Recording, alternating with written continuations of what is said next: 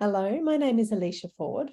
My role is National Disability Coordination Officer, and I'm collaborating with ADCET on this event. I want to welcome you to this session, using UDL to lighten the load on executive processing in a very large unit, and our presenter, Dr. Natasha Todorov. Please note that information about captioning and etiquette for this session to run smoothly are in the chat and on the ADCET UDL Symposium page. This session is being recorded. Please turn off your camera and mic for the session. Please use the Q&A function to pose questions to the speaker. Ensure your surrounding environment is quiet for workshops or when your mic is on, for example, making sure that phones are on silent and pets are quiet. Don't forget to tag us on your socials with hashtag UDL Symposium 2023. This session is being live captioned. To enable captioning, click on the CC button at the bottom of your screen. We also have captions available via browser, which will now be added to the chat box. Over to you, Natasha. Thank you. Thank you very much. Hello, everybody. I would like to introduce myself. My name is Natasha Todorov, and I work at Macquarie University. And I teach in a very large first-year psychology unit, and I teach along with my assistant convener, Eva Satchel. And our unit has had a growing enrolment over the last few years. The median enrolment has been about 2,500 students. And with that very large enrolment, I began to suspect that we were also seeing an increase in the number of students who identified as being neurodiverse. Now, as you all know, the term neurodiverse is an umbrella term that takes in a variety of different diagnoses with very different symptomology, but there is one aspect of cognitive functioning that all of these have in common, and that's a difficulty with executive processing abilities. Now, students who have a difficulty with executive processing might have difficulty in any combination of the following abilities. They might have difficulties with the ability to plan or to organise, or memory difficulties, or the ability to set appropriate goals or shift from one task to another, and maybe even the ability to appropriately self-reflect on performance. And what I'd like to talk about today to you is the way that we've been trying to support our students and ease the barriers to their performance on our unit by lifting the load on these particular tasks. So research indicates that factors such as available cognitive load in university students with and without learning disabilities affect their academic performance. So anything that's going to lift processing requirements off a task will assist academic performance on that task. So in the case of our students, we wanted to see if we could use universal design the universal design to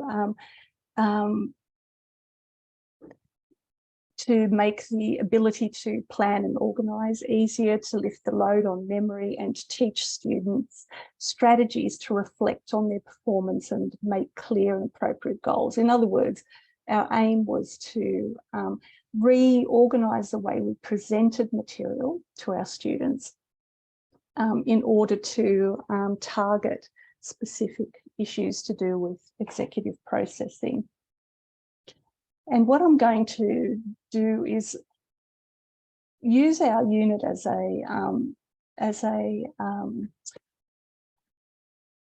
a case study and present these as tips.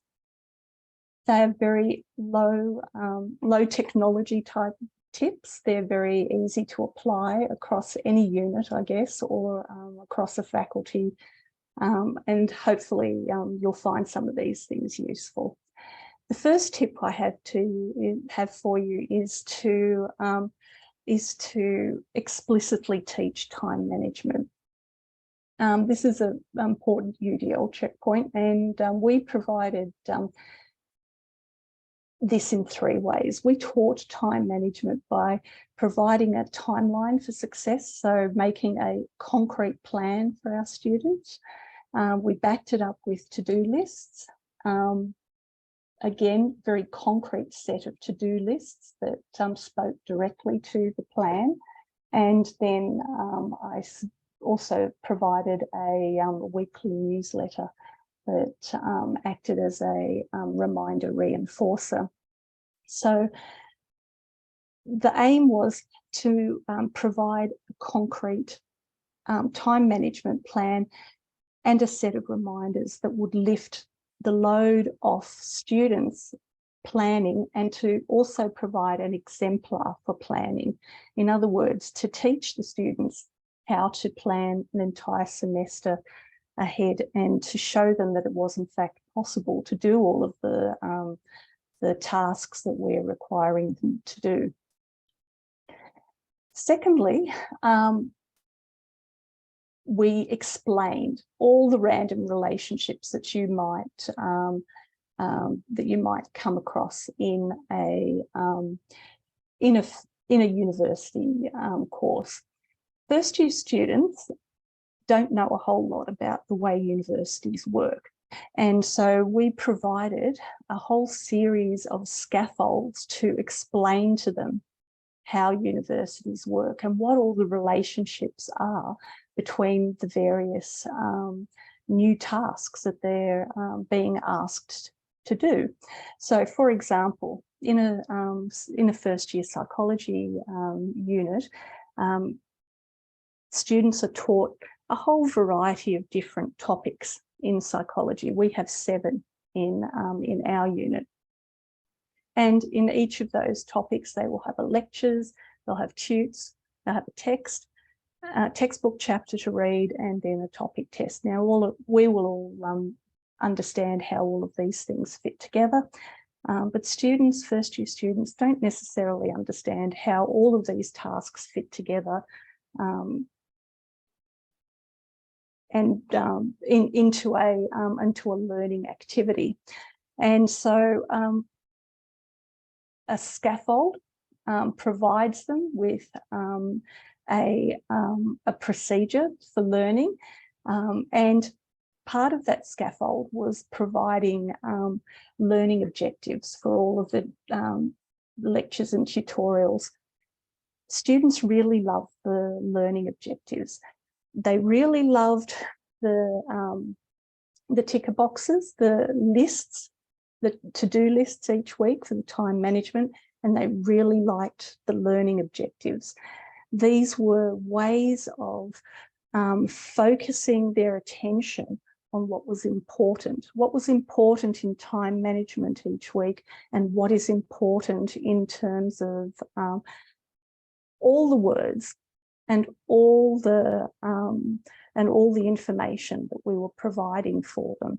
So learning objectives were very important part of explaining to them the relationship between all the different activities, and helping them to focus on what was important. Taking notes is a very new first-year activity for our first-year students. They may not ever have had to take notes on their own from a stream of information provided to them, and learning objectives help them provide those notes.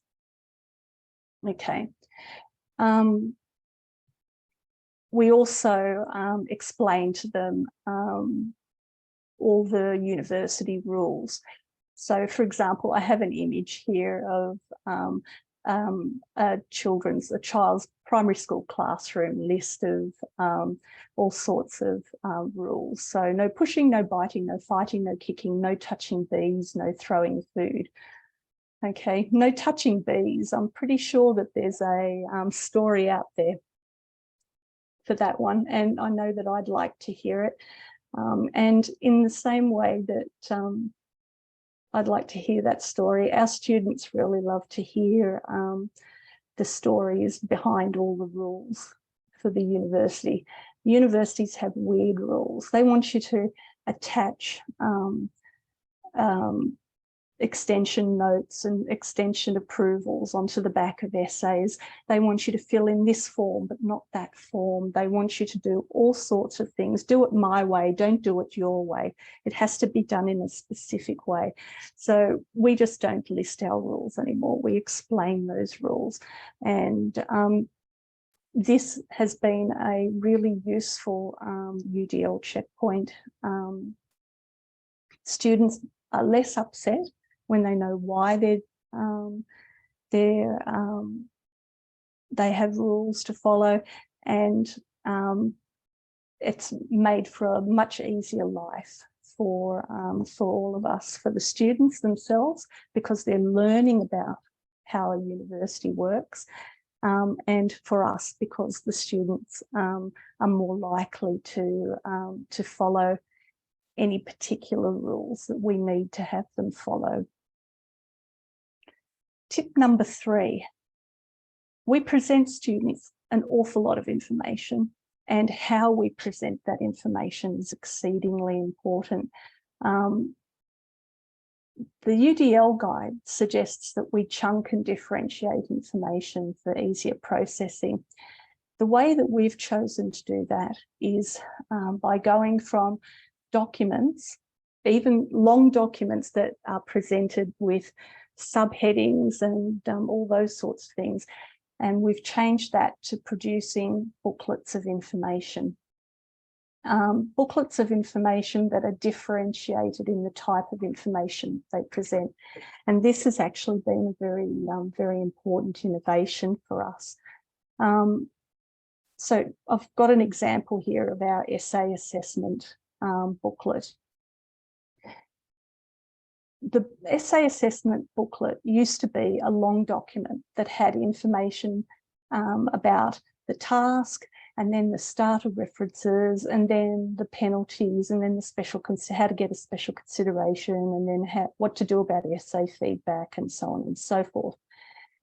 Now what we do is we put each of those individual pieces of information into a separate chapter. Each chapter is really short, and it covers one piece of information, and one piece of information only. And the students can go into each of those sections and read a specific piece of information. And that lifts the load. They don't have to go searching through a long document to find what they need to know. They can go into short, chunked up pieces of information. And sometimes even that's a bit too much. And so we differentiate that information by putting a single summary page, an abstract if you like, a summary piece of information that's on the front page, so that if people don't want to go digging around or can't go digging around on a particular day, they can go to the front page and they have basically a single line of information that summarises the really important stuff. When will the results be returned? How much is it worth? When's the due date? So we have chunked and we have differentiated the information. And so we don't have single documents anymore. We have books. And these booklets are downloadable, and they are printable, and they can be downloaded into a Word document as well, which makes them able to be put through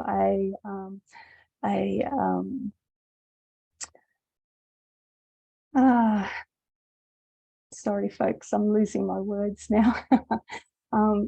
They'll be able to be put through a word machine, a word processing machine. Oh dear Lord, I hope you know what I'm trying to say, because I'm on a time limit here and I won't get those words out. Okay, tip number 4, encouraging academic resilience and explaining the role of generic skills.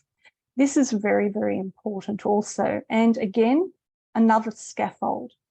The students are getting scaffolds everywhere to provide them with little mnemonics, little reminders, memory reminders of the things they have to do.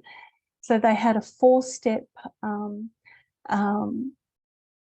reminder for academic skills, and here we've got a little 3-step scaffold for their generic skills.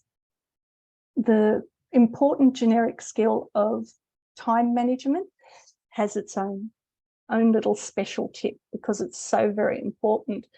But we do have other skills that we teach, generic skills that we teach specifically to our students.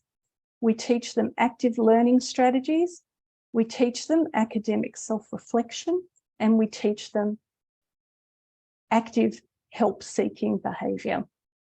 Now, the UDL checkpoint that I'd like to bring to your attention here is multiple means of representation. All of this is done in a variety of different ways. We've got materials that are presented in writing. There are videos, and students also have little tasks that they can engage in to teach and practice active learning strategies, to teach and practice self-reflection, so that if they do self-reflect and they do find that perhaps they need to seek assistance to do because they're not doing as well as they might have hoped on a particular unit, on our particular unit, then they can go and seek assistance. You can't really do these first 2 steps without offering people the opportunity to seek assistance. In order to make seeking assistance easier, we come to the last step that I'd like to talk to you about, and my final tip, which is to make help seeking easier. Without help seeking, none of the rest of it is of any much use. If students are suffering from anxiety, panic, trauma, or any kind of stress, they will find it a lot harder to search for information themselves, and help-seeking information comes under that heading. So one way of reducing the cognitive load is to put all of that information in the one spot for them. And so I created a student support services hub for my students. It's a booklet of information that I sourced from our university website, and it includes all of the technical, academic, personal and crisis support that's available, and students who might be stressed and unable to search for all this information themselves can go to the student support services hub and get the information from there. It reduces the cognitive load, makes it a lot easier for them to find the information. Over time, I broadened that information to include non-university resources as well, information that was both available for students in Australia, also students who were based overseas, and the resources were for a number of diverse groups. So it's a very, very broad-based assistance that is available to the students. Natasha, just letting you know we have 5 minutes to go in this session. Oh, excellent. Okay. Did it help? We think it did. This was a very brief description of what happened after 1 year. We found that student achievement went up and satisfaction stayed high. So we were quite happy with that.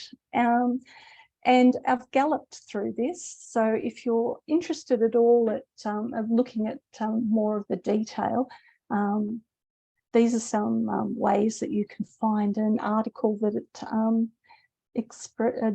goes into more detail about these different techniques. Okay, any questions? Thank you, Natasha. That was an excellent presentation. There is a question in the Q&A box, which I will pose to you in a moment, and I would ask our audience to please put any additional questions you have in the Q&A box, please. We do have just a few minutes for questions. So our first question, Natasha, is from Amy. Amy says, I love the explanation to accompany the rules. It's so meaningful. Does this also include the consequences if they are unable or choose not to follow the rules, and that they are responsible for their own learning and submitting assessments, etc.? Yeah, it does. I have to say I have a very pastoral approach to my very large group of students, but yes, everything does come with a consequence, and everybody does understand that that there are consequences to not following the rules. But we do explain everything, and I think that that's very important, and it's respectful. Thank you, Natasha. We don't have any other questions in the Q&A box, but while people think of those questions that they might like to ask, there are a couple of feedback items, I suppose you'd call them, in the chat box for you. So Amber says, thanks so much for sharing your work. It was so helpful to see UDL principles in action. And Tamara says that was really informative. I think they're excellent strategies, particularly the checklists and to-do lists. I wouldn't have found that so helpful when I was studying. Oh, sorry, I would have found that so helpful when I was studying. And Jenny is looking forward to reading more about your strategies. Thank you very much. We do just have time for one final question. Or possibly two. We've had just two come in. We'll see how we go. If we don't get through all of the questions, Natasha, we might pose those to you after the symposium and see if you're able to provide us some written response. By all means, yes. My email is available on the first slide. So by all means, email me. So we do just have a couple more questions here. Alana has said that she loved the practical tips, and she said you mentioned the role of explaining generic skills like time management. Would you recommend providing the estimated time required for a task to help with time management? Given that students have different abilities and work at different paces, it might not be accurate for everyone. Or is there an alternative you'd suggest to this? Okay, I don't say that a task is going to take X hours or X minutes, but I give if maybe the best way is to go back to that slide. This is what I show people. I give people a plan, a suggested plan. So we have an essay, it's due in week 7. And so what I've done is provided people with a suggestion for how long they could spend preparing for it, how long they could spend writing it, and then so 3 weeks to prepare for it, 3 weeks to write it, and 1 week to revise it. Okay, that's a very, very broad idea of how you might spend the time. Now, a lot of people are going to prepare, write, and submit it all in 1 week. Okay, that could be as high as 70 or 80% of the students, but this is an alternative way of doing it, and it's broad enough to take in, you know, most people's level of capacity, I think. Thank you, Natasha. I will have to end our session there. Okay. We very much appreciate your presentation. We will forward other questions that have come through to you, and I would invite everyone to head back to the lobby for your next session. Thank you. Thank you, everyone.